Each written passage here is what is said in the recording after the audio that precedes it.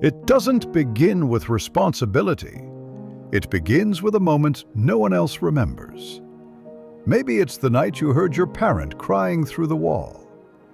Maybe it's the morning you watched two adults argue like the world was collapsing. Or maybe it was something quieter, an empty stare, a broken promise, a silence that felt like abandonment. Whatever it was, it hit you harder than any child should ever be hit by life. And in that moment, something inside you shifted. You stepped out of childhood without even realizing it. Children aren't supposed to analyze the adults around them, but you did. Instinctively, you scanned faces, tones, footsteps. You started predicting emotions the way other kids predicted the weather. Is today safe, or is today dangerous? And before long, you weren't just a child anymore. You were the stabilizer, the peacekeeper, the protector, a tiny human carrying the weight of a collapsing world. This transformation has a name, parentification, but you didn't know that. All you knew was that your needs were suddenly too loud, too inconvenient, too risky. So you buried them, quietly, skillfully, completely. And adults celebrated the result. You're so mature. You're so responsible. You're so strong. But they didn't see that strength wasn't a choice. It was self-defense. Because when you grow up too fast, you don't outgrow the role, you grow into it. As you enter adulthood, the patterns follow you like shadows. You become the problem solver in every room, the one who calms others before calming yourself, the one who takes responsibility even when it isn't yours, the one who says it's fine even when something inside you is breaking. People admire your composure. They don't realize it's rehearsed, a performance perfected in childhood. You keep your feelings contained, not because you lack emotion, but because you were trained to believe emotions make things worse. You avoid asking for help, not because you don't need it, but because needing feels dangerous. You struggle to rest, not because you want to stay busy, but because stillness brings feelings you were never allowed to feel. And somewhere deep inside, there's a child still waiting to be held, to be comforted, to finally stop being the adult in every room. Hypervigilance becomes second nature. Your mind constantly scans for danger, even in safe places. Your body remains tense long after the threat is gone. Peace feels fragile. Joy feels suspicious. Love feels conditional. Hyperindependence grows roots. You take on everything alone because the idea of relying on someone terrifies you. You don't want to be a burden. You don't want to disappoint.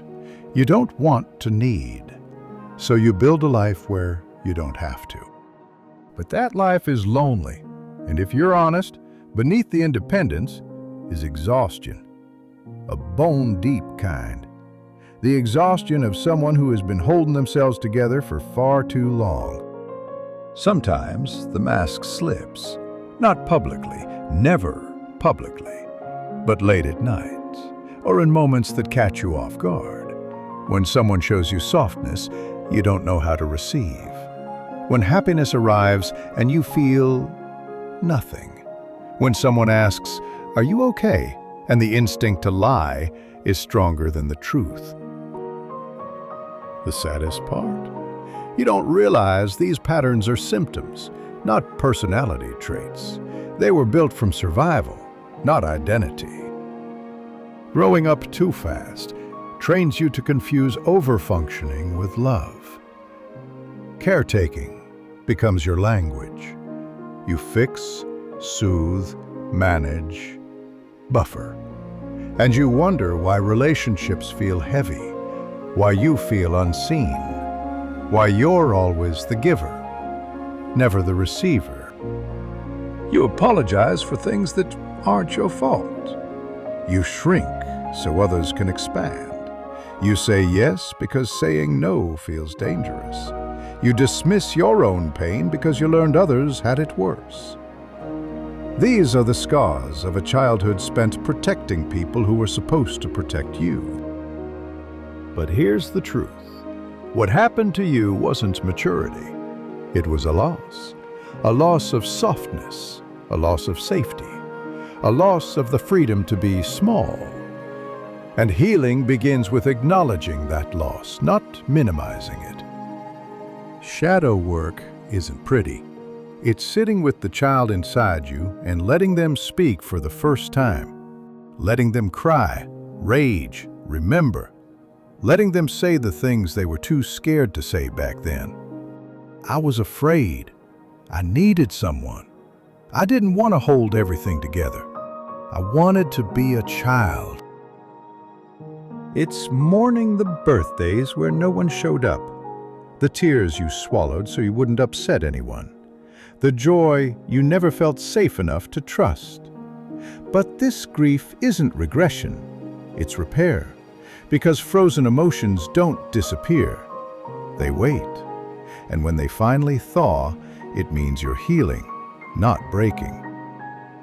As an adult, the work is not to be stronger. You've been strong your entire life. The work now is to let yourself soften, to rest without earning it, to receive without flinching, to speak without apologizing, to be held without fear. You are not weak for wanting these things. You are human. The truth is this. Growing up too fast wasn't your fault. You adapted to survive. But now survival is no longer your only option. Now you get to choose. Choose boundaries. Choose rest. Choose slowness. Choose relationships where your needs matter. Choose a future where you don't carry everyone else's weight. You never had a childhood, but you still have a life ahead of you, and for the first time, it can be yours. This is the If verse, where healing becomes a new beginning. Subscribe, there's so much more to explore. Thank you for watching.